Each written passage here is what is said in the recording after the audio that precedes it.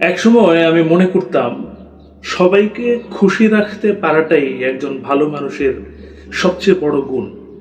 পরিবারের কোনো দরকার, আমি আছি। কোনো বন্ধুর সমস্যা, আমি আছি। কোনো আত্মীয়ের কাজ, আমি আছি। ধীরে ধীরে এমন একটা অবস্থায় পৌঁছালাম যে নিজের প্রয়োজনের চেয়ে অন্যদের প্রয়োজনই বেশি গুরুত্বপূর্ণ মনে হতে লাগলো। একদিন একটা বিষয়ে আমাকে খুব নাড়া দিয়েছিল। অনেকদিন ধরে নিজের একটা ছোট্ট কাজ ফেলে রেখেছিলাম। সবার কাজ করতে করতে সময়ই পাচ্ছিলাম না।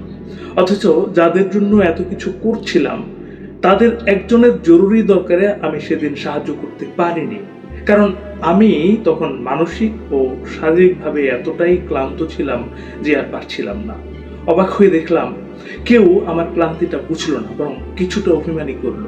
সেদিন প্রথমবার মনে হয়েছিল আমি যেন একজন মানুষ নই, বরং একটা চাহিদা পূরণের মেশিন। যতক্ষণ কাজ করছি ততক্ষণ প্রয়োজন আছে, থামলেই অভিযোগ। সেদিন একটা গুরুত্বপূর্ণ শিক্ষা পেয়েছিলাম। সবসময় হ্যাঁ বলা ভালোবাসা নয়। কখনো কখনো নিজের জন্য সময় রাখা, নিজের শক্তি ও মানসিক শান্তি বাঁচিয়ে রাখাও দায়িত্ব।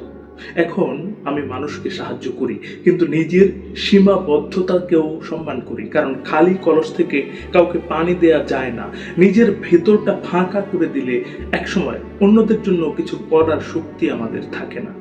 আপনারও কি কখনো এমন মনে হয়েছে যে সবাই আপনার কাছ থেকে কিছু না কিছু চায়, কিন্তু আপনার ক্লান্তির খবর কেউ জানতে চায় না?